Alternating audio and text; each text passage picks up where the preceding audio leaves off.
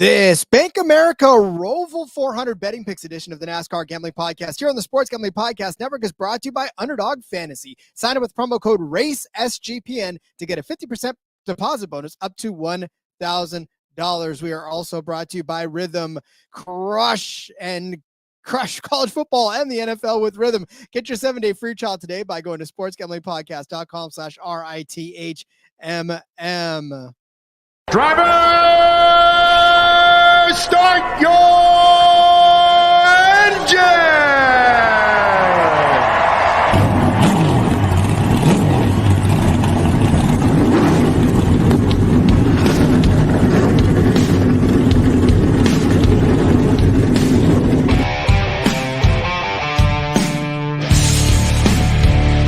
Strap in and pull those belts up tight as the Sports Gambling Podcast Network presents the NASCAR Gambling Podcast. I'll wreck my mom to win a championship. I'll wreck your mom to win a championship. With all the news and the best bets for your NASCAR weekend. It refrains me from not beating the out of you right now because you ask me stupid questions. But since I'm on probation, I suppose that's improper to say as well. If you could talk about racing things, we could talk about racing things. Now, here are your hosts, Rod Villagomez and Cody Zeeb.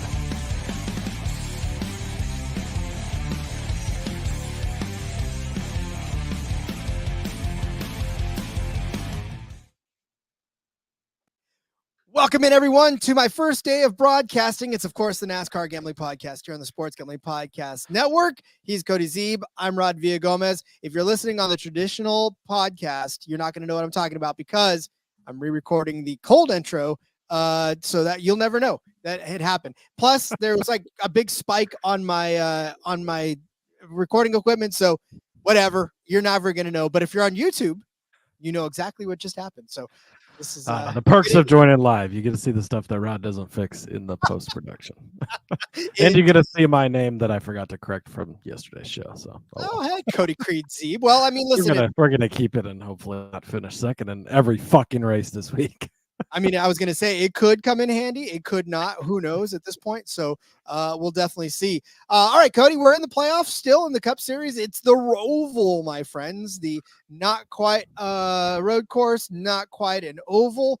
I've made the Britney Spears joke before. I'm not going to do it again. So you guys can all just breathe easy. But yeah, man, this is so they kept calling it a wild card on the broadcast. But listen, if you look at the finishes over the last however long they've run this race since 2018, Cody, there's no wild cards about it. There's a few outliers every once in a while, but like the names that are at the top are at the top for most of it. Yeah, I think that they do, but I think that this has the opportunity to be very chaotic. And we saw this. What was the race we had after Atlanta a couple of weeks ago where it was like Atlanta was sort of calm and not really that crazy. And then we go to road course, Watkins Glen, and it turned into an absolute, complete, utter chaos shit show, like wild card, right? We were just chalk. And then, no, it didn't. No chalk happened at all. I think that we could be in for that this week at the ROVAL, Rod. Man, it just there's a lot going into this, right? So they reconfigured this course, so it is different, which we can go over the changes here in a minute. But so it's not going to be exactly the same as it has been, and in which case, it's not just memory of what it's been. Like there's new things to it, right? And TK chiming in, they changed it to make it more hectic, like COTA. 100%, they changed it to hopefully open up more passing opportunities, more places to dump people. Like there's going to be some craziness. Now you also take into account that this is a cut race for the round of 12, right? After this race, we're going to cut down to 8. There's going to be some guys you're going to have to make that decision. Are you going to points race, get those pivotal stage points, or are you going to go win the race? We might have a couple of ringers in this that aren't racing for points, right? That's probably going to play into their favor, right? So it's going to be really interesting because you're going to have to kind of think about that as you place bets on guys. Are they racing for points, or are they going to be racing and trying to get that position at the end of the day? And I think that's going to become a factor. And I think we could be in for some crazy stuff, some people getting dumped. And boy, maybe we'll cover it in a few. I'm real hesitant on head-to-heads this week because we've seen a lot at road courses over the years, but just the chance at getting dumped when you're running well is going to be very prevalent this weekend. Yep. And let's not forget, cardboard can happen at any time, ladies and gentlemen. You can always have a mishap with cardboard. It could even be on the track for 50 laps before they throw the caution in. Fuck all of your bets. God, I'm still pissed about that. You haven't been around long enough. A couple of years ago, Chase Elliott just threw the absolute bank on him, had all kinds of money, dominates the race. He's got like a 47-second lead. It's like Max Verstappen 2022, like not even close. And then there's a piece of cardboard from a sign that's been on the track literally for 50 laps. They throw a caution. Christopher Bell wins. And very, very upset about that day. Totally upset. And if you've listened to this podcast for a very long time, you know that. And if you have done that, hey, thanks for tuning in, as always, to this NASCAR Gambling Podcast on the Sports Gambling Podcast Network. If you could do us a favor, go ahead to Spotify. Give us a 5-star rating. Only you, my friends, can prevent corporate gambling from taking over the space. Give us some love. That's all we're asking for. It takes us about 2 seconds. I know I've done it from every device that's not already canned down. I don't grabbed my kids' phones and did it from theirs. And then, grabbed my wife's phone, grabbed all my friends' phone. When they say, here, take a picture of me, I always open up Spotify app and I throw 5 stars on the NASCAR Gambling Podcast and go, oh man, this is hard to do. I can't get the picture. And then I'll get the picture finally. So it's that simple. So go ahead and do that. Checking in with everybody. Hi, Laura, checking in. Howdy. Yes, you are. Indeed. There's so many people in here. Jessica saying good afternoon. Boji Joe's already been up in the dock and everything like that, saying hello. Not only saying hello to, but saying hello to everybody in the chat. You know what? That's one thing we do encourage you to do too. Chat. You can chat with everybody else. I know it's fun to talk to us, but if you want to chat with everybody else in the chat, this is a fun place to get along and have everybody, kind of chatting with themselves, and we'll grab some comments here and there as the day goes on. So, just use this as your own personal chat board, and we'll go from there too. So, all right, Cody. It's the Roval, my friend. I just talked about it. It is the Charlotte. Both a road course and an oval, Rod. What a just crazy concept. It's insane. I don't know. I'm still not sold 100%. I would love, I don't know. I would love for them to make up their mind and just do one or the other, but that's neither here nor there because we have to deal with what we got. Charlotte Motor Speedway road course in Concord, North Carolina, set for 109 laps around this 2.280 mile road course for 248.520 miles. Cody, you ask, why is it the Bank of America ROVAL 400? Rod, why is it the Bank of America ROVAL 400? Because it is 400 kilometers, my friend. We are talking about. Did they let SVG name this race, or what's going on?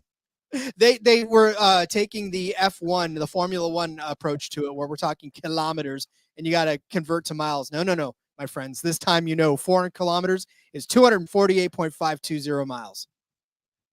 Yeah, that's. Do we need to put 400 at the end of the race? Like, why can't we just call it the Bank of America ROVAL race? Is it? Yeah, but whatever. Hey, shout out to Bank of America. They're great sponsors of NASCAR. That's cool. What's a quarter pounder called in Canada, Rod? Boji Joe wants to say Royale with cheese, my friend. That is what it is called. Rod knows, apparently. I mean, have you watched Pulp Fiction? Everybody knows. That's come on, Cody. Yeah, sorry. That's basic John Travolta knowledge. My bad, Rod. Okay, should we get to course reconfiguration? Yeah, let's talk about the course reconfiguration because. Okay, so it will remain a 17 again, like not exactly like professionals on how this will affect the track and all sorts of stuff. But if you're interested, 17-turn course, so it'll remain 17 turns, approximate length of 2.28 miles. The apex of the front stretch chicane will be pushed out to create a much sharper right-hand turn in turn 16, heading into the front straightaway of Charlotte Motor Speedway. Additionally, the blind right-hand turn, which had been a portion of the infield section of the road course since it was placed on the schedule, will be removed in favor of a new left-handed hairpin, which will lead into the high-banked turn 1 of the CMS Oval as the new turn 7. The layout was tweaked to create additional braking zones, help encourage passing around the 17-turn course. blah, blah, blah. So that's, just some minor tweaks, but they may play major into the race, I suppose. And really, I mean, if you've never watched, if this is your first time ever partaking of the Roval, or, you know, a lot of people are new to NASCAR that are listening to this show, the Roval really is just exactly what it's named. I mean, it's half the oval. Like once they get on that stretch, right, they're on the actual oval part of the track, and then they duck down into the infield around all of the turns, chicanes, and all that stuff that's going on. Like literally, and then all of a sudden they just come to this big sweeping part of the track where, you know, there's some overtaking possibilities. But by the time you get to that, Cody, it doesn't, there's not always the overtake possibilities that you want out of that. It's not like this is a big wide open space where it's a great equalizer. Like you have to be set up throughout the entire course to be able to make a pass on that Roval part of it. So, I mean, yeah, it makes for some excitement, you know, every once in a while, but yeah, I mean, and then Laura saying elevation changes. There's not. No, I mean, going up onto the banking of the oval, that's really the Yeah. only elevation change you're gonna get. But I like Budgie Joe says, fix the car instead of tweaking the track. I mean, how about we just race on the oval? Like 1.5 miles are great right now. Yeah, I don't know, but it's been, we've seen some exciting races, right? You got the Chase Elliott going into the barrier in turn 1 there, and then recovering for the race, the most epic burnout you've ever seen, where he stands in the car and burns it into the corner. We have the Jimmy Johnson, Martin Truex in the very first race here at this layout, right? They going for the win in that chicane at the end. Jimmy takes Truex out, takes both of them out. Blaney ends up being the one that wins it. So yeah, if you're trying to figure out what it looks like, Rod, I have no idea. It just looks like a log. It looks like an oval with a couple of turns in the middle of going back to the oval. So it just looks like a lock. Like if you just look at it, it just looks like a lock, like a standard, one of those locks that'll just go onto the, like your bike lock or whatever. It's not fancy. There you go. Yeah. Okay, Rod. Points, I think, are going to play significant into this race, so I believe that we should cover them. William Byron is locked in. He has advanced. He earned enough points at Talladega to move on, so he's free, right? He can do whatever he wants to. If he wants to stay out, win stages for that extra playoff point, he can. If he wants to try and win the race, he can do that as well. We know he's a good road course racer. Christopher Bell, 57 points to the good. The maximum points you can get in a race is 60. It's almost impossible to get 60 in a road course race because it's hard to win the stages and win the race. So I would imagine Bell will lock himself in after the first stage. Kyle Larson, 52 to the good. Same story here, right?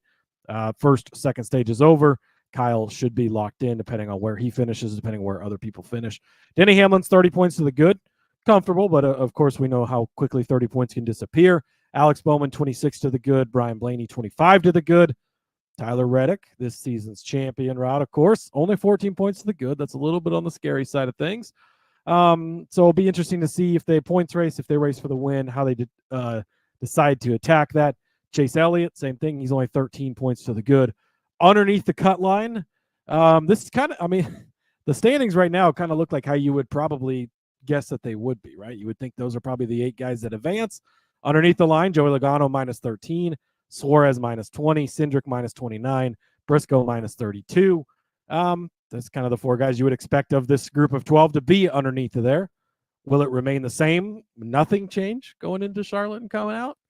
I'd say it's unlikely, Rod, but very possible. So it'll be interesting to see, how people decide to attack this and are the stage points, where you need to go. Do you give up a chance to win the race for that? I don't know. It'll be very interesting to see how that works. Yeah, there was a lot of talk in the Discord as well about just these are the 4 names that you expect. There's no surprises here. I don't think either one of us had any of these guys moving on to the round of 12 at all, or the round of 8 at all. So I think this is one of the situations where over the next 2 weeks we'll probably see them stay put. Maybe 1 or 2 places move, but yeah, I think we're not in for a whole lot of shifting going on over the next few races. All right, Cody. I think it is time to start talking about this Roval. So let's do that. But first, I want to tell you about Underdog Pick'em. Underdog has one of the biggest menus of all sports, for all the sports as well. You got NFL, college football, MLB, MMA, WNBA, NASCAR, Formula One, and so much more. Their lobby is jam-packed with profit boost, and you can use specials and boost on all flex entries. I am gutted, just gutted, that Xavier Worthy could not come up with one more catch to be able to punch all of my tickets for my underdog play this last night during Monday Night Football. Just got it. But I'm going to try again because guess what? Underdog makes it that simple for me to do it and for you to do it as well. So sign up with our promo code RACESGPN to claim your special pick and first-time deposit offer up to $1,000 in bonus cash. UnderdogFantasy.com, promo code RACESGPN. All right, Cody, we turn our attention to the Roval. We will be, like I said, road course racing, a hybrid road course race. A lot of the names that we bring up today, I will tell you this. I know that there are road course specialists that we talk about all the time. There are road course people that, the road course specialist, I put in quotes now because it's not necessarily the ringer anymore. Now there really are the specialists. There's the Elliots and the Larsons and the Reddicks and the Allmendingers of the world. But also keep in mind that this Roval is not a traditional road course either. And so we could take a lot of that into consideration, but we can also just we have to leave a little bit too, because it's how you do on this track as well. And then I took a long look at how they performed on this track in particular, because, this is not a Watkins Glen. This is not a Sonoma. It's not even an Indy road course. It's literally its own world, and you have to kind of handicap as such. Yeah, I agree. I think that you should put more stock into what have you done at the Roval itself previously. One of the guys I'm going to talk about has not really been really good anywhere else, but he's been good at the Roval. So that's something that definitely pops out. Obviously, the road course aspect of things, you're still going to have the road course guys who are really good, probably be at the top of this. I think those are good points, Rod. So speaking of road course specialists, Kyle Busch? Question mark? That's sort of, maybe, right? Kyle Busch, top 10, even money over on Bet365. I do like Kyle Busch this weekend. The last three races here, Rod, third, fourth. Last time I checked, all of those inside of the top 10. He's been pretty damn good here, right? We're still waiting for that Kyle Busch win. Maybe this is the week. I don't know. I don't know that he made either of our outright cards. He did not, but could be the week, right? He's definitely been really good here. Go back and look at what he's done. So it's weird because we had this like spot over the last couple seasons where I was like, holy fuck with the road courses, right? You got 6 road courses. Seemed like there's one every other week. And then like this year, we've only had 3 road courses and a street course, right? And then this is the final one of the season. So, and they were all spread out. Like you had Coda early, then Sonoma, and Watkins Glen a couple of weeks ago. But like, it's just not, I don't know. It felt weird, like looking back, like, wow, there really wasn't as many this year, which is kind of crazy. But Kyle Busch has been pretty strong this season. 12th place at Sonoma, 9th place at Coda. Had some bad luck at Watkins Glen a couple of weeks ago. That type of stuff happens, right? But if you want to toss Chicago in there, which I don't consider that to be a course. It's a street course, but finished 9th there too. So helps the case, so we'll throw it in there anyways. But Kyle Busch has been a good road course guy. We've seen this 8-car be good. Obviously, Tyler Reddick won a ton of road course races in this particular car. So you like that. He's been good here. Even money. All he has to do is get a top 10. And when you look at the board, there are going to be some people who do points race, and that comes into factor because we know at road courses how important track position is. And if they decide to stay out and stage race and points race, that's going to automatically put Kyle in front of them. Then all he has to do is keep in front of them and keep the top 10, which I do really like because I just like you're going to get the people that do points race, and it's going to open up the spots. So I like that for Kyle Busch. And then Rod, I squeezed one more play into my first box here, and that is the Roval King himself, AJ Allmendinger, top 5 plus 150. This potentially my favorite bet on the entire weekend. AJ Allmendinger is going to be good this weekend. AJ Allmendinger has been really good at this track in particular. And it's AJ Allmendinger. Let's not forget how good he is of a road course racer. Roddy won this race last season. Pretty good start, right? Didn't run here in 22. He was 4th place. Prior to that, he hadn't run since 2018, which he finished in 7th place. Actually, he did have one in 2019 where he DNF'd, but that happened. So last year, 4th place, 2022, or last year he won the race, 4th place in 2022. You like both of those. Rod, there has been exactly 4 Xfinity Series races at the Roval that AJ Allmendinger has been in. Let's see, he won the first one he was in. Then in the second one, he won. The third one, he won. And the fourth one, he won that too. 4 for 4 in the Xfinity Series. He has won every Roval start that he has in the Xfinity Series. Obviously, this is a Cup Series, but still, like, he's been really good at this track. Slight changes, still going to be good here. Then you think to yourself, well, yeah, but AJ's not really been that good lately in the Cup Series, right? Like, we expect him to be competing for all these wins. He's not been that good. Well, Rod, he's been top 6 in 5 of the last 7 races on road courses in the Cup Series that he's been in. That's pretty good. Oh, by the way, as TK points out, thank you, that was my next point, AJ Allmendinger's in the 16 car this week. We've seen him add that 13 car multiple times that AJ's been in. Look up 13 and NASCAR and racing in general. It's, if you believe in that type of stuff, it's not good, that number. And we might touch on that later. Somebody else, which we should have touched on the entry list probably. Somebody else is racing in the 13 car, but AJ's in the 16 car. It's going to be his car next year. It's their full-time car. Like, I like all of that as well. And I think it's because they know this is AJ's week. This is AJ's race. Spoiler alert, he's going to be the one to win later. But top 5, if SVG wins this, if Reddick wins this, if Larson wins this, if Elliott wins this, if Byron wins it, whatever, he's going to be in the top 5 at the end of the day. At this big of a number at plus 150, love that for AJ. I love both of them, and I'll talk about both of these drivers. Well, I won't talk about AJ later, but I'll just say, Boji, I'll get to your question a little bit. Do you still like AJ? You're gonna get your answer later. You'll get your answer. Just hang tight to the end of the show. But yeah, I definitely love some AJ Allmendinger as well. Is the Roval usually a playoff race where playoff guys chase stage points to lose track position for stage 3? It's always been a playoff race. So, like, everything we have to look back on is in the playoffs. I think that is sort of important to point out. And it, each year is different as far as, I don't think it's always been the cut race necessarily. I think it was, I don't remember if it was last year. 2 years ago, we had that penalty to 41 with Custer where they manipulated the finish or whatever, blah, blah, blah. But it has always been in the playoffs, which I do think is important to measure out. Because, like, Watkins Glen hadn't been in the playoffs before, and I was in the playoffs. But yeah, the Roval has always been in the playoffs, or at least the last handful of years. So good to point out. Yep. All right. I'm going to take a fun little head-to-head, and we're going to take teams. It breaks my heart to do it, but I'm going to have to do this. I'm going to have to pick against Legacy Motor Club this week, and I'm going to go with Rick Ware Racing over Legacy, minus 115 over on Caesars. Cody, I took the liberty of finding myself one of these. And not only that, but like Corey LaJoie in his Ford attire now. That's what this is going to boil down to. This is going to boil down to whether or not Corey LaJoie can finish better than both of the Legacy Motor Club drivers. And I think that this has a really good shot of happening because, listen, I'll get to Corey's numbers here in a second. You just look at John Hunter Nemechek's finishes at road courses in his career in the Cup Series.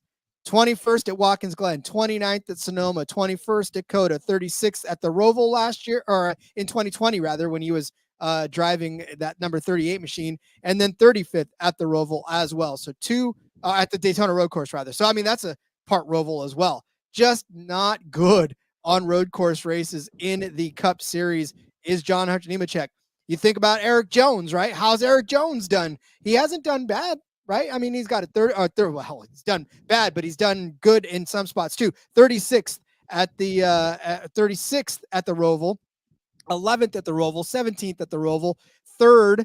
But this is all now driving the Joe Gibbs machine. 3rd, 40th, and 30th. Like, not good at the Roval for Eric Jones either.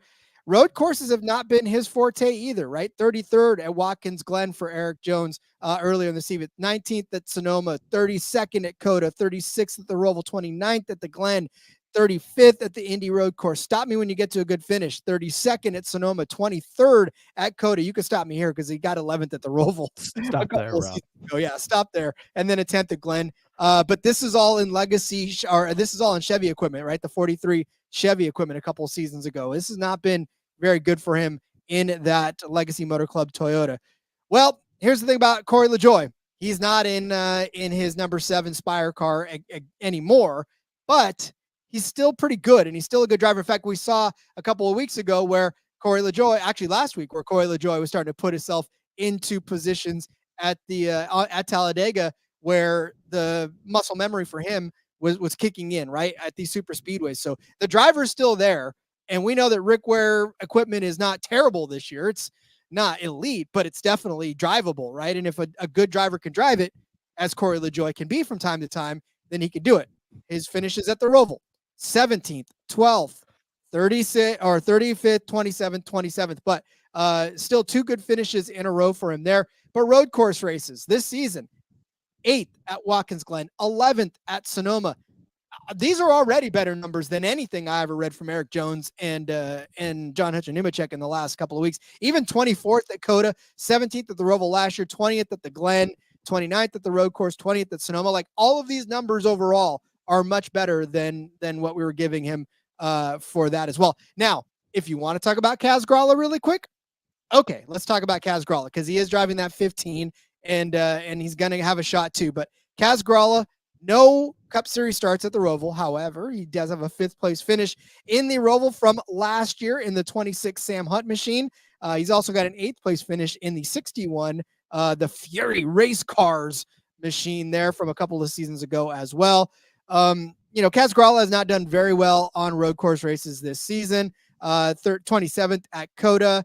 You go to Sonoma at 23rd. So 35th. That's why I'm saying that if this is going to cash, it's because this guy right here can stay out of the fray and keep his car going. And I like this. I like taking Spire. Damn Corey LaJoie. Damn Cody. I like taking Rick Ware over Legacy Motor Club and double down on my pain. Yeah, I like this, and Kaz himself, like, not bad too. Obviously, the Corey side is the side you're leaning on, but we've seen Legacy's not been great this season, right? They finally got their first top 5 in a Toyota. It was at a super speedway. We know how good Eric Jones is there. We talked about it last week on the show, but they fired Eric Jones as crew chief today. They're moving some people around. Like, they're obviously know they need to make some changes. So just to touch on the entry list real quick, Rod, because there's nothing too crazy. SVG is in the 13 car.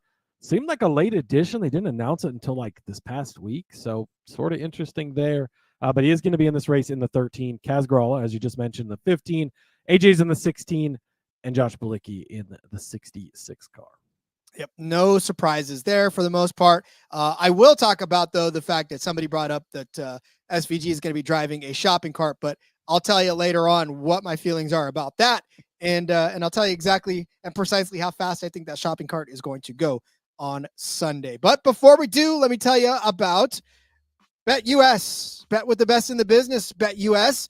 BetUS has been around for more than 30 years. You can easily deposit using cryptocurrency and get lightning fast payouts. U.S. players are always welcome. Sign up and deposit $100, and you got a chance to win a 1960 Ford Mustang. We love our BetUS. We'll give you some of our favorite BetUS bets here in a few after the break, so hang tight for that. Use our link in the meantime to sign up and get a 125% deposit bonus on your first 3 deposits. Go to sportsgamblingpodcast.com/BetUS. That's sportsgamblingpodcast.com/BetUS. Promo code SGPN so they know that we sent you. BetUS, America's favorite sports book. SGPN's proud partner, Rhythm, is the #1 AI-powered sports betting platform that helps provide bettors of all levels the ability to build custom predictive betting models in seconds and get predictions for betting on money lines, spreads, totals, and props. Build your own model, copy one of the top-performing models from the leaderboard, or press Build a Model for Me. And Rhythm gives you predictions for every game and player prop, and also has a myriad of stats and trend analysis to give you even more betting insights. I'm going to tell you what. I actually built a model to try to help me figure out how many yards Travis Kelce was going to get in the first quarter, because there was an 8.5 prop, right? The 8.5 was the number that was set for Travis Kelce first quarter. And I was like, I don't know. I mean, I know they want to get him going early, but maybe they don't. Maybe they try to run the ball more. I had Rhythm try to help me out, figure it out. They said, well, take the over. Guess what? way over. Travis Kelce had like 30 yards receiving in the first quarter. So thank God I listened to Rhythm and not me trying to talk myself out of it. So build your own model. Win a lot of your own bets right now by going to Rhythm. Claim your 7-day free trial today by going to sportsgamblingpodcast.com/rhythm. That's sportsgamblingpodcast.com/RITHMM. I did not take the over-under on how many times they showed Taylor Swift on the broadcast, but I did listen to Eli and Peyton because I just didn't want to listen to Buck and. Speaking of Buck, did you see he replied to Sean's tweet, Rod?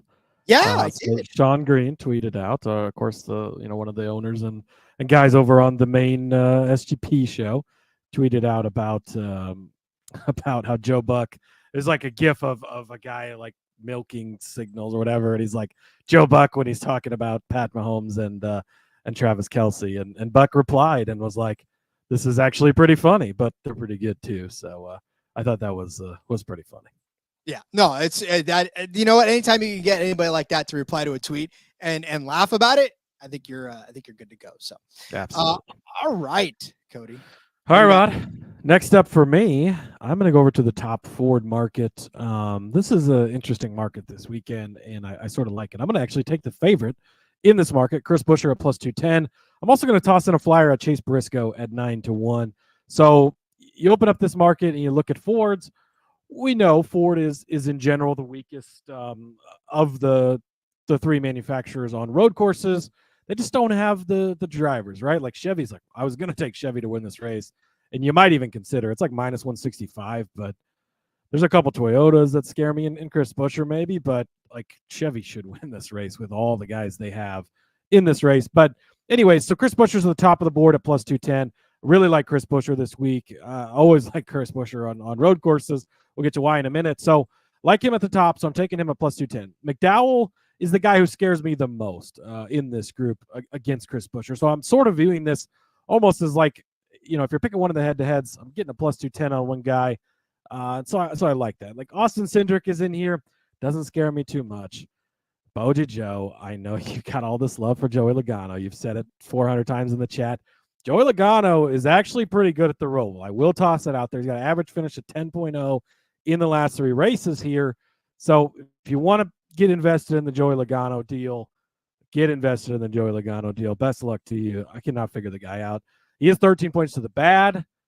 Might be a great time to score some stage points. Like, what's he going to be doing? Makes it a little harder to bet on him in this market because we don't know what he's doing. Chris Buescher doesn't have to worry about stage points. So you do like that. But continuing going down the thing, you got Ryan Blaney. He's won here before. He's hit and miss on road courses. Chase Briscoe at 9-1. Then it really drops off. Like it's Goland at 18-1. I always like him, but not as much this week. Gragson, Keselowski, like guys who just aren't quite as good in this. So I like Chris Buescher at +210 at the top. I also like Chase Briscoe at 9-1. Chris Buescher, Rod, is an absolute god on road courses. Last 3 races here, 7th, 6th, 3rd, very good finishes, right? All up there, been really good. 12 of his last 13 races on road courses in the Cup Series, he's been in the top 10. 13 of the last 13, he's been in the top 11. 15 of the last 16 on road courses in the Cup Series, he's been inside of the top 12. Chris Buescher will be in the front at the end of the day. That's what you want on this type of bet. You go back, what's he done this season, right? Well, he won at Watkins Glen. By the way, that's top finishing Ford, if you didn't know. He was 3rd at Sonoma. He has 5 top 5s. Okay, well, here, I'm going to try and get through these stats correctly. He's either been, the easiest way to put this, I guess, he's either been the top Ford or the second finishing Ford in the last 5 straight road courses. So he was the top Ford, obviously, at Watkins Glen. At Sonoma, he was second place to Michael McDowell. He was the top Ford at Coda, so 2 of the 3 this season. Last year in this race, Joey Logano, Boji, is the one who finished ahead of him. And then, of course, he was top of Watkins Glen last season as well. So either top Ford or second Ford in the last 5 road courses in a row. Boji Joe says this is not a road course, but it is, Rod. It is a road course. It's a Roval, technically, yes. But the road course portion of things is more important than the oval portion of things because You don't see a lot of passing on the big turn or on the actual oval part of the track. And I think it was Denny that was talking on his podcast. They're not set up for the oval at all. They don't even take that into account. You're set up for the road course part of things in the field, and then you're out on the oval just trying to hang on to it. So back to Chris Buescher, really fucking good at road courses, basically. Chase Briscoe, a bit more of a wild card, 28th, 9th, 22nd is 3 starts here. So 2 not good, 1 9th place. Was 6th at Watkins Glen. And then last year, he was 6th at Indy as well. He was 13th at Coda earlier this season. So he could sort of pop up and hit here and there. Just kind of taking a flyer on him because the number he's at, he's a guy that's capable, right? We've seen him win in the Xfinity Series before. He is also, the other reason I like taking him, he's the farthest down, right? He's 12th of 12 in the playoff standings right now. He's 32 points below. I don't think he's going to points race because he's just got to go for the win. And so I think that they might gamble. They might take some chances. And I think that could make him the top forward at the end of the day. So Buescher plus 210, Briscoe plus 900 as the top forwards. Yeah, Buescher, I have more to say about Buescher later. And I think that's a great, I mean, you already laid out everything I'm going to lay out with him too, but I'll add him to another bet later on. So I'll get there. All right. My next bet is I'm going to take Alex Bowman over Daniel Suarez. I cannot believe this is even a matchup on this one. Minus 115 for Bowman over Suarez. It's not even really close because if you look at overall standings, the drivers' averages has a great thing that they give you drivers' averages at road courses in recent races since February of 2021. If you look at this list, the average finish for Alex Bowman is 13.2, and then you really have to get a finger cramp as you go down and keep scrolling all the way down to Daniel Suarez, who is at 29th with a 21 place average finish at road course races since 2021. Here at the Roval, Alex Bowman, his finishes have been 8th, 10th, 8th, 2nd, 4th. You barely had to break double digits for any of those, right? And that's all great finishes for him as well. I'll just jump over to Daniel Suarez's finishes here at the Roval real quick, just because the rest of them will hammer this point home, but 33rd, 36th, 13th, 25th, 34th, 20. I barely left the 20s once for Daniel Suarez, let alone I didn't even get out of the top 10 at all for Alex Bowman. There's just, it's night and day. It's apples and oranges when you compare these two. And this is almost just the most slam dunk of slam dunk because it's not like, Alex Bowman could get in trouble. Yeah, he could. And you can just every single week. But in 4 times that he's been on this track, he has stayed out of, or 5 times rather, he stayed out of trouble on all of it.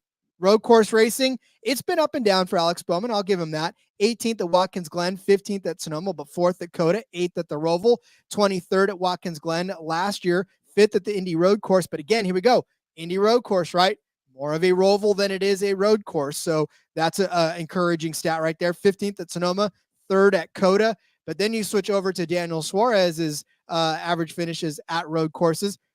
13th at Watkins Glen, 14th at Sonoma, 31st at Coda, 33rd at the Roval, 22nd at Watkins Glen, 3rd at the road course. But, listen, we'll get there. It's more of a Roval, but even still 22nd at Sonoma, 27th at Coda, 36th at the Roval, 5th at Watkins Glen, 28th at the Indy Road Course, which again is that Roval thing. So for Daniel Suarez, this has not necessarily been the best season for him on road courses. It hasn't been his worst, but it definitely hasn't been his best. And if you're giving me a guy like Alex Bowman, who, we know how he actually won the Chicago street course, right? I know it's not a road course, a traditional road course, but the last kind of windy, twisty track that we were on, Alex Bowman ends up winning that one. So he can do it. He could be there at the end. He could be within the top 10. I can't say the same about Daniel Suarez. So give me Alex Bowman over Daniel Suarez at minus 115. Yeah, I like this because Bowman, I mean, he's, again, like our top 10 guy, right? You can go to him most weeks. Suarez, oddly pops up randomly and has really good road courses, but in a general sense, he's not overly good at them. And then Boji Joe asking, do stage points play into Alex? Questionable. He's 26 to the good. I could see them chasing points. That would be the one negative. This is one of them that's like, you don't really know which way they're going to go. It probably depends how they're running. And that's the thing. If he's in 10th place and 5 cars in front of him stay out, are you going to stay out for only 4 stage points? Maybe not, right? That's when you flip it. So it sort of depends. But That would really be the only thing. I mean, I trust Bowman a lot more than Suarez. So outside of the potential for points racing, I like the Bowman side of this. Indeed. All right, where we go next? Remember all those stats I just gave you for Chris Buescher, Rod? I do. Rinse and repeat. Top 5 plus 250. I don't normally give out minus 150 bets, Rod. It just doesn't feel great in NASCAR, but we take it all the time in football. We take it all the time in baseball. So I'm going to give it out in this case because Chris Buescher, top 10 number is minus 150. His top 5 numbers plus 250. Obviously, the top 5 is a little more juicy. And I like taking both as sort of a mini power lift, if you will. You're also going to toss in the top 4 thing. But I just read you the stats, right? He's 7th, 6th, 3rd in the last 3 here. So he's been good. All 3 of those, obviously, inside of the top 10. Only 1 inside the top 5. That's why I'm not just taking the top 5. I like having the top 10 and then putting the cherry on top with the top 5 number. But going back to it, it's 12 of the last 13. He's been inside the top 10. 13 of the last 13 inside the top 11. 15 of the last 16 inside the top 12. Like, he even at minus 150 in the last 16 races, 15 times he's been within 2 spots of the top 10 on road courses in the series, and he's done all 3 of the last 3 races here at this race. So it's just, how do you not take him? But he's got, as far as the top 5 part of it, 5 top 5s in the last 15. So that's pretty strong, right? At getting him at plus 250. He's done it 1 out of every 3 road courses. He's the most recent road course winner we have, winning at Watkins Glen a few weeks ago. He was 3rd at Sonoma earlier this season. So Chris Buescher, we saw it, I think it was last year at the Indy road course, or maybe it was even 2 seasons ago, but the car was literally on fire, burning down. They're putting it out in the pit stall, and he still finished inside the top 10 at the end of the day, Rod. Like, he is just really, really good on road courses. He's consistent. We've seen it from Chris Buescher. I'm all in on him. So give me the top 10 at minus 150 and the top 5 at plus 250. Okay, so everything you just said about Buescher, does everybody remember what Cody just said about Buescher? I found a more, I guess, profitable way to get in on his top 10, and that's tossing him in with another top 10 driver that I think is going to happen. So I got Chris Buescher, Chase Elliott, both to finish inside of the top 10. This bumps it up to plus 140. All you have to do, remember I was telling you about that driver averages site that's out there that a lot of our stats tend to come from, that and iFantasy Race.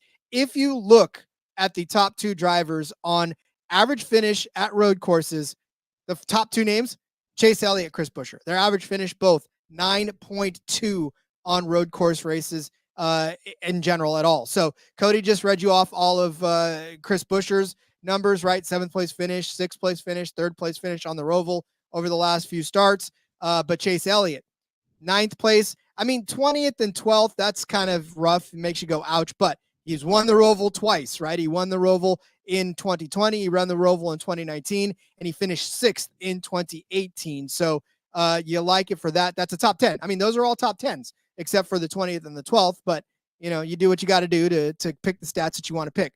Road course races in general, though, for Chase Elliott, I mean, again, like I said, he's got a 9.1 average finish on road courses. 19th at Watkins Glen, that was such a disappointing day. 4th at Sonoma, though. 16th at Coda, another disappointing day. But 9th at the Roval last year, 32nd at Watkins Glen, 2nd at the Indy Road Course, 5th at Sonoma, then 20th at the Roval. Like, had 2 bad Roval days for him. 4th at Watkins Glen, 16th at the Indy Road Course, but then 2nd at Road America, 8th at Sonoma, 4th at Coda. I mean, the list goes on and on and on for Chase Elliott. Yeah, there's some bad finishes in there. Yeah, they definitely tend to pop up and bite him in the butt. But I think he had one lately where he was not very fast. So we're going to kind of give him the benefit of the doubt that he'll rebound in this one. So when you look at the road course total speed ranking since 2023, this heat chart that iFantasy Race puts out, 2 names are in the top 10 as well. Chase Elliott in 7th and Chris Buescher in 6th, back-to-back in speed rankings on road courses since 2023. There's not much more you can say about both of these drivers that we can't hammer home. You already talked about Chris Buescher at length, but for Chase Elliott, this is, I think, a get right spot for him too on road courses, because we just documented that it's been kind of hit or miss, but the Roval's one that he's been really good at, and he's been able to, like I said, turn a couple of wins, and he was a cardboard gate away from winning another one. But yeah, so we'll give him the benefit of the doubt and give him a top 10 at least. So put Chris Buescher and Chase Elliott both in the top 10 at plus 140 on Caesars. Yeah, I really like this one. Obviously, I've talked about how much I love Buescher. I have thoughts on Elliott coming up in a little bit as well. So, yeah, put them together. You're getting a pretty good number, so I do like that. Boji Joe saying, Cody betting the juice. Well, you know, Boji Joe, you only pay the juice if you lose, so that's a good thing. Chevy checking in. Hello, Chevy. Welcome to you.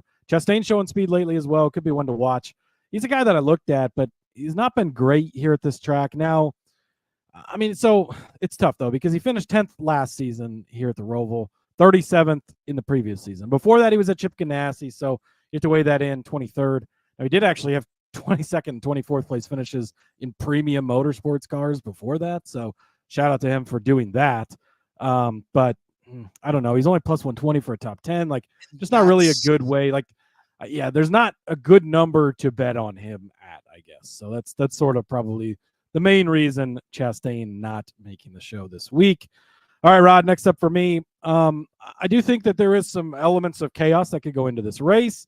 I do think that that some crazy stuff could happen. And so I think you need a couple of top 10 longer shots. And there's a couple of guys that I like that have showed some promise either lately or have been really good at this track for whatever reason. Speaking of really good at this track for whatever reason, Austin Dillon, top 10, 8-1. I know our guy JDK, if he's listening, he's about to comment. He loves Austin Dillon, his favorite driver in the entire series, actually. But I know he's been all over this in the Discord. Austin Dillon, the results are real up and down at road courses, mostly down, Rod. But here he's actually been consistently good, right? So if you go look at the last 4 races here, he finished in 19th. Then he improved that to 15th, 10th 2 seasons ago, 14th last year. So the last 3 times we've been to the Roval, he's been in the top 15 at the end of the day. It's pretty close to the top 10, of course, at 8-1. I think that is a good case for Dillon. Again, like just specifically at this course, not a guy you look at most road courses. The results really aren't there, but they are there here. And so it plays into his hand at the 8-1 number. So yeah, he can pop up, be better here. And then Rod at 6-1, going back. Okay. Yeah, 6-1. That's right. I can read. Don't worry. 6-1. Zane Smith, going back to him again. Cashing tickets for us lately. Love this kid. Still looking for that ride for the future, right? We still don't have anything announced. He's 6-1 for a top 10 finish. No starts at the Roval in the Cup Series. Well, actually, no starts at the Roval at all because he came from the Truck Series. They don't race here. So you don't have any previous stats to look back on, right? So, but 5th place at Watkins Glen just a couple of weeks ago. There was some chaos, yes. There was some strategy, yes. But once he was up there, he held onto it and did really well. And again, could there be chaos? Could there be strategy in this race? Of course. Worked for him a couple of weeks ago. Why couldn't it work again this week? He was 16th at Sonoma, 19th back at Coda. If you look at that in reverse, he was 19th and 16th and 5th. He's improved as the season's gone along. And we've talked multiple times about how bad his season was at the beginning of the year. So bad that Trackhouse dumped him and got rid of him. And he's improved a lot here lately. I think it's 6-1. He's worth a flyer for the top 10 as well. So Zane Smith, 6-1. Austin Dillon, 8-1. Those are my longer shot top 10s. John Little tossing out a Brad Keselowski top 10. I got to look and see what he I don't know how good he's been here. Brad's another one that's very hit and miss when it comes to the road courses, Rod. Yeah, I kind of looked at him every once in a while and just I saw his name pop up here and there, and I think a top 10 may be the way to go, but I don't know that. I mean, 18th, 14th, 20th, 18th. Yeah. He did have a 5th back in 2019. It's a long time ago. That's what I'm saying. It's not. His numbers, top plus 10 450. Yeah. I just don't know the number's good enough for what you're getting. Now, Buescher, on the other hand, but this is where we talk about, too, where the RFK guys always hang around with each other. And if we think but it should be a top 10 car, but it'll be, but as I say, but it'll be like Buescher may be in 10th, but Keselowski will be in 12th. Like that's where we're at as far as that. That's a really good day for Kes, though. And I don't know. I'm not interested in Keselowski. No, I'm not. But I am interested in Kyle Busch. You were talking about him earlier as a top 10. I'm going to bump it all the way up to a top 3. At plus 650. Top 3. I mean, Cody already read off all of his stats as far as what he's done so far. But I mean, listen, when 2 out of his last 3 races on the Roval have been top 3 finishes, and his other one was a 4th place finish. I'm just telling you right now, this is one of those situations where if you look at what he's done on other road courses, you'll cry. Like Cody said, 23rd at Road America, 18th at Sonoma, 32nd at Coda, 25th at the Roval last year. I'm sorry, this is all in 2022, but even still, this is not good for Kyle Busch that's Kurt Busch. Holy junk, guys. When you click on a driver, make sure you just click on K Busch. I did. I clicked. Well, okay. I've already told you guys time and time again that this prescription is going to have to get changed. And so, anyways, let's go back. 30th at Watkins Glen earlier this year, 12th at Sonoma, 9th at Coda, 3rd at the Roval last year, 14th at Watkins Glen, but 2nd at Sonoma, 2nd at Coda, 3rd at the Roval. I mean, he's very, very capable of being a top 3 car on these road courses at the end of the day. Like I said, Cody already laid out a top 10 case for him. I like plus 650 for a top 5 or top 3 rather, because here's the thing. Like there's nothing, and I mean it. Every single race that goes by, less and less for Kyle Busch to lose. And that 18 all they can do is go for wins or really, really good finishes. But I think they're going for wins more than anything. And Kyle has not got a win on this track yet. He'd love to probably have one of those trophies to take home with them. But yeah, give me Kyle Busch top 3 at plus 650 over on Caesars. Laura says, what? And Jessica says, I don't think I can push that button. But I do like it. I made the case from before. And look at what he's done at this track. And maybe this is, I guess he was only RCR last year, but I was just talking about his teammate being really good here. So why not? Brian checking in. Hey, Brian, shout out to you. Saying, what's up, guys? You're going to Vegas next weekend, Rod. I could guess by Rod's reaction there. He will not be going to Vegas, unfortunately. And then, also adding to your point, he was in line for a potential top 5 and an easy top 10 at Sonoma before he spun with the assistance of the Watermelon Man. Kyle Busch, again, been a good road course driver and a guy who could get it done. All right, Rod, stepping over into your arena, I'm going to take a winning car bet. I'm going to take the winning car number as odd at minus 130. A little juiced up, but again, you only pay the juice if you lose. Here's how I'm looking at this, Rod. You got SVG at the top of the board as the favorite. He's in an odd-numbered car. Okay, covered. Tyler Reddick, one of the best road course racers in the next-gen car. He's in an odd-numbered car. Covered. Kyle Larson, best driver in the world, in an odd-numbered car. Covered. AJ Allmendinger's next. Guess what? Going to cover ourselves there in a minute, so covered. Chase Elliott, 10. He's the next guy on the list. He's in an odd-numbered car. Then you got William Byron. So that's kind of the first place where I feel like, again, we're, 7 drivers into the odds board. William Byron's the first guy where I'm not covered taking this. But then you have Chris Buescher. He's the most recent road course racer, right? He's next up.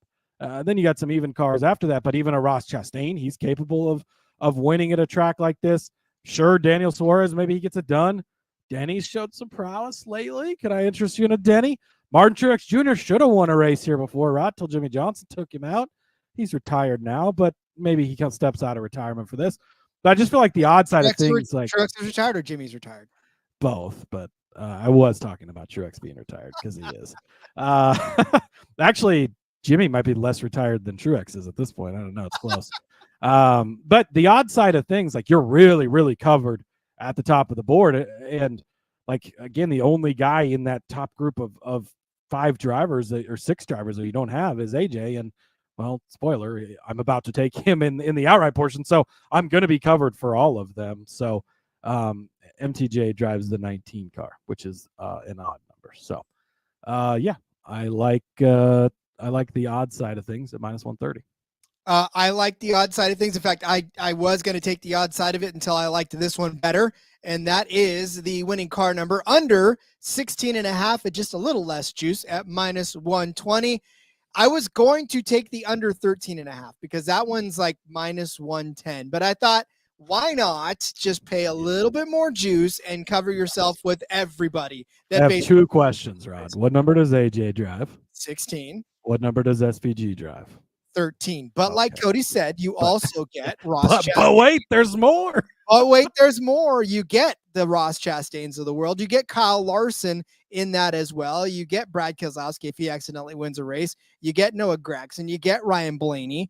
You get all of these guys under here that could accidentally, and you get Kyle Busch. So if Kyle Busch wins, I'm not putting Kyle Busch in as an outright, but at the very least, if Kyle Busch does end up going for broke and winning this race, then you're not completely asked out because you definitely have something on him as well. So I do like the under 16.5 side of this.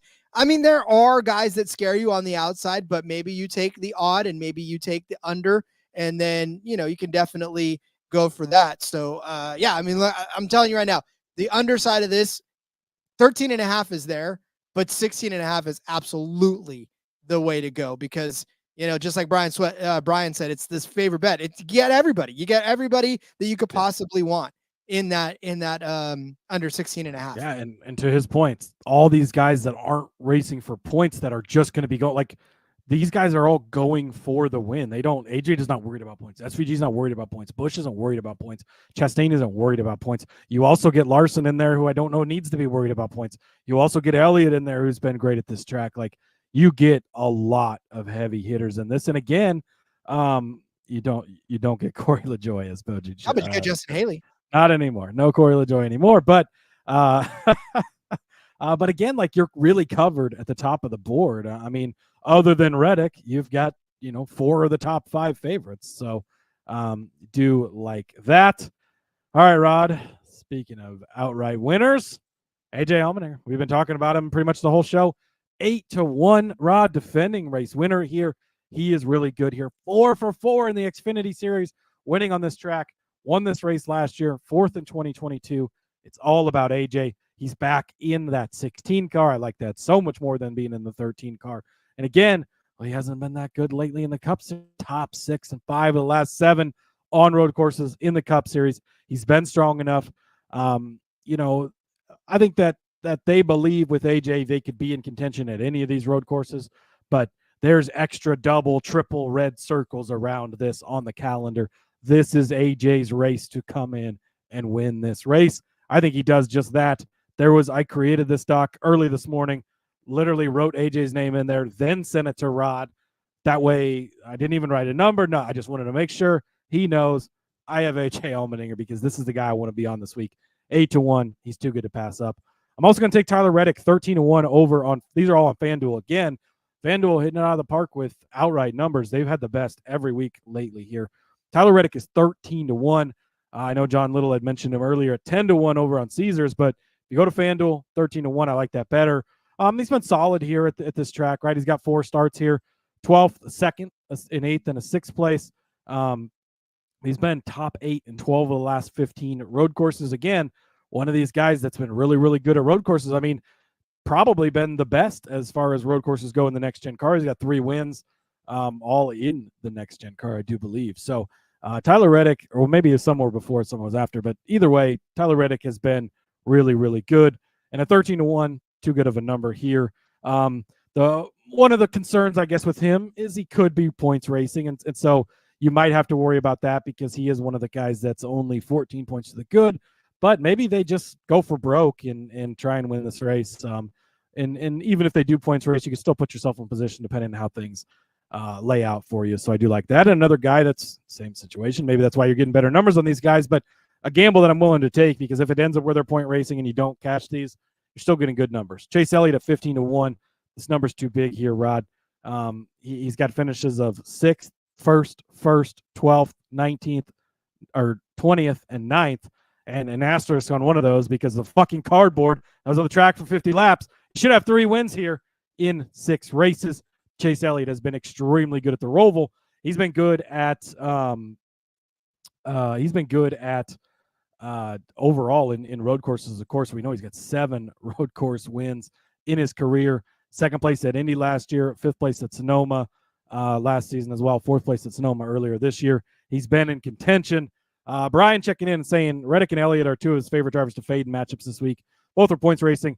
I get that, and if you want to fade them in matchups, I think that is fine because there is some potential. But again, like I mentioned earlier, well, what if Elliott's a little bit behind the 8 ball, right? And he's running 10th at the end of stage 1, and then you get 4 or 5 guys in front of him that stay out.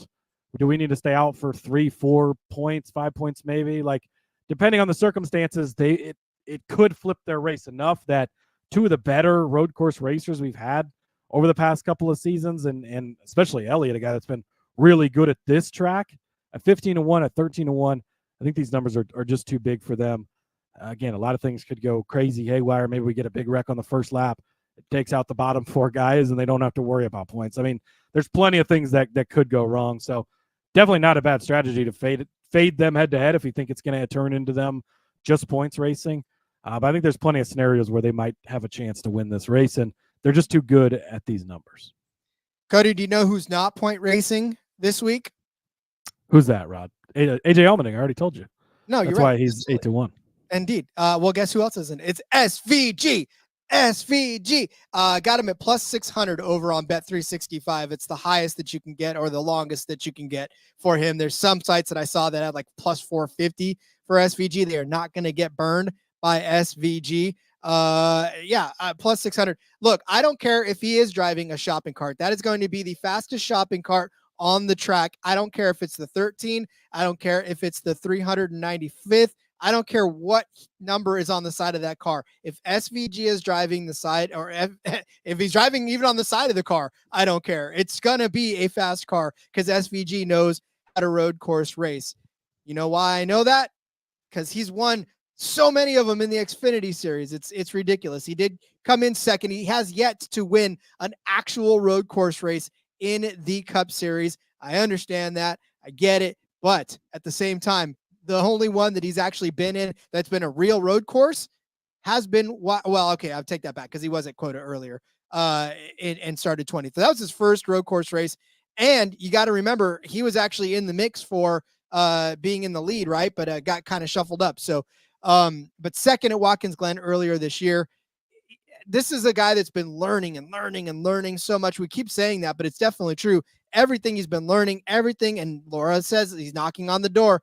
He's about to bang the damn thing down this time, because I feel like this is going to be where he's just done. I mean, this is the last road course race of the season. So this is his last opportunity to pick up his first Cup Series win before he's a full-time driver next year in the series, right? So you'd like to kind of get that one out of the way and be good for the rest of your time when you're there. So like I said, I don't care if it's the 13. I don't care if it's a shopping cart. I don't care if it's a piece of cardboard that he's driving around the track. He's going to be in the mix all day long for a win.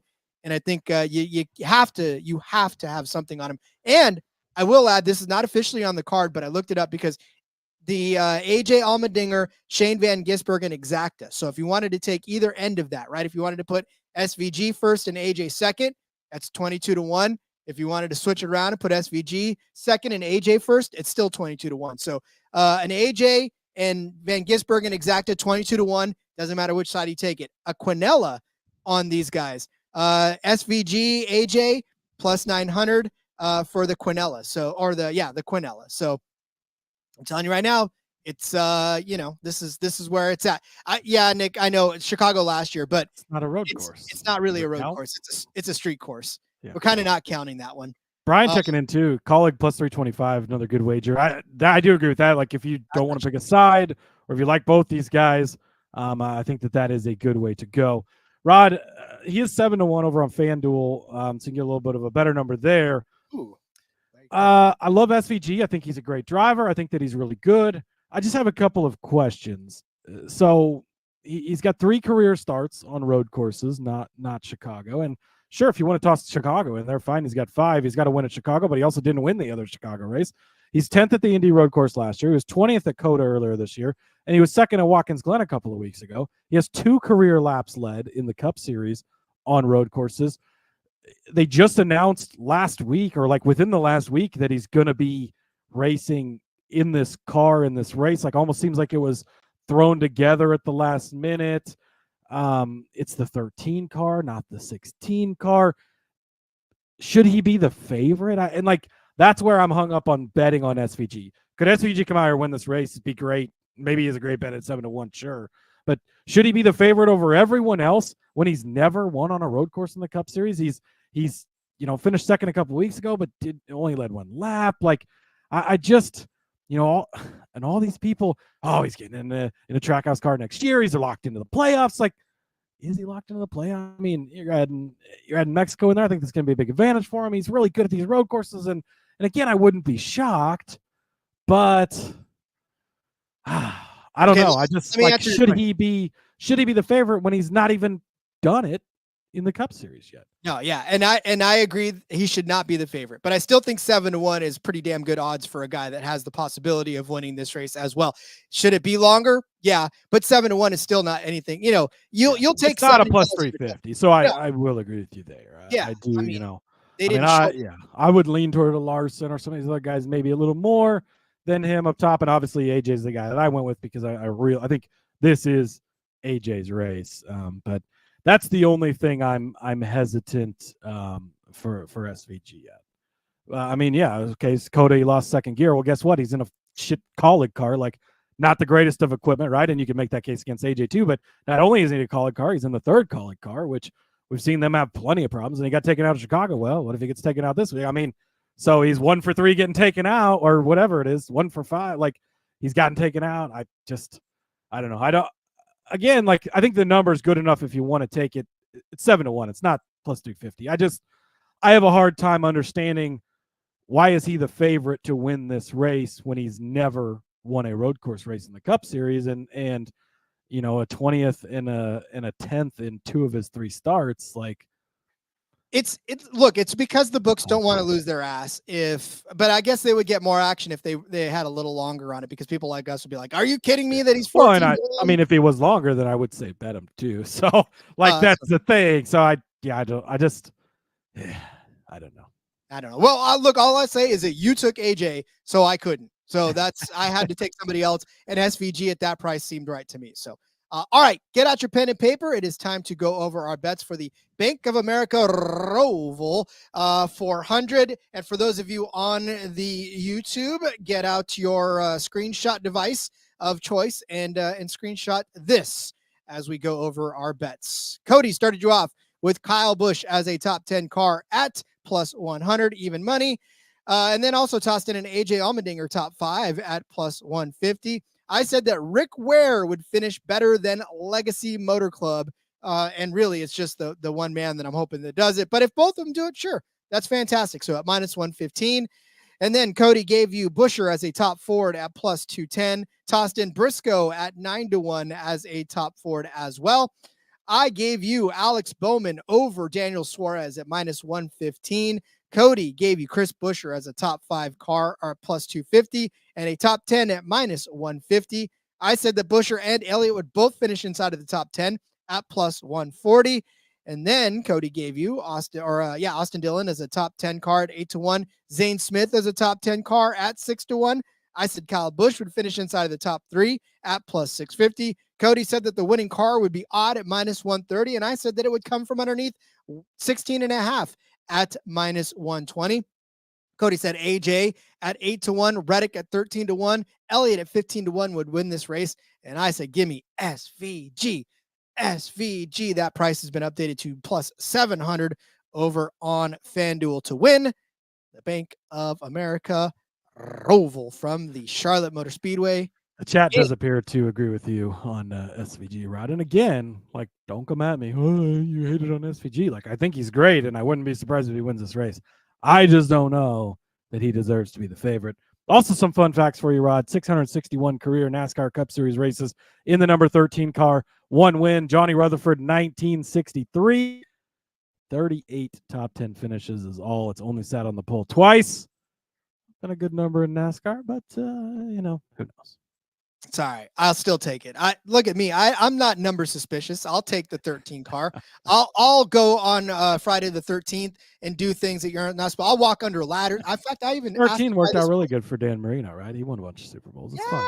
Yeah, laces out, dude. No, I even asked a guy today at Home Depot if I could walk under a ladder. It would be great luck, and he said, "I don't know that would be wise." So yeah. Cody Boji just saying facts suck. Yes, they do. In fact, I don't necessarily like them. I like to make my own, so we'll go from there. JB tossing this out. Did you guys see the last 9 races have been won by a different team? Still waiting for Colleague JGR Legacy. And that's the thing. Like, we've had 18 winners this season. Rod, I was listening to Door Bumper Clear today. They had a guy call in and say that NASCAR has turned into F1. We've had 18 winners this season, and he thinks that NASCAR is turning out like these people. You just can't do anything to keep them happy. But yeah, I mean, Colleague could easily win this race, and to the 18 different winners, like guys like Kyle Busch, guys like AJ, guys like SVG, none of those guys have won this year. So I think that we could easily see that number kind of continue to carry on this weekend. But well, if he meant that by them turning into F1 that we don't know who's going to win on a week-to-week basis, because F1's kind of turned into I mean, yeah, that's what F1 is now, which is great. It's whatever. Interesting. All right. Well then, Cody, as my brother checks in one last time saying about to mention Dan Marino, but didn't do too well in NASCAR. Well, my point was he didn't do that well in the NFL either. He was great, but he never won anything. So Jerry Nadeau, I love me. That Jerry Nadeau car was great. I love that car. The teal, and it was the Dolphins colors, right? So beautiful car. But he drove that 01 for a hot second. He did drive your Army car too, Rod. I've got the diecast over there. I don't want to grab it because we are out of time. But yes, Cody, we are going to wrap it up here from this show and the Bank of America ROVAL. More time for you guys out there. We're going to have some fun talking Xfinity tomorrow, and then we'll come back with our DFS episodes for both episodes. I don't know. Maybe we'll get creative this week. Who knows? We'll do something. We'll be back. We'll have our normal 5 shows. So we will be back.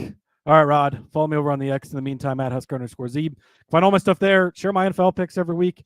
I was top 10 in the tally site picks. Again, I was, I think, 9-3-1 against the spread this week. So good week for me. Travis Kelce, I was all over laddering him last night in my game preview.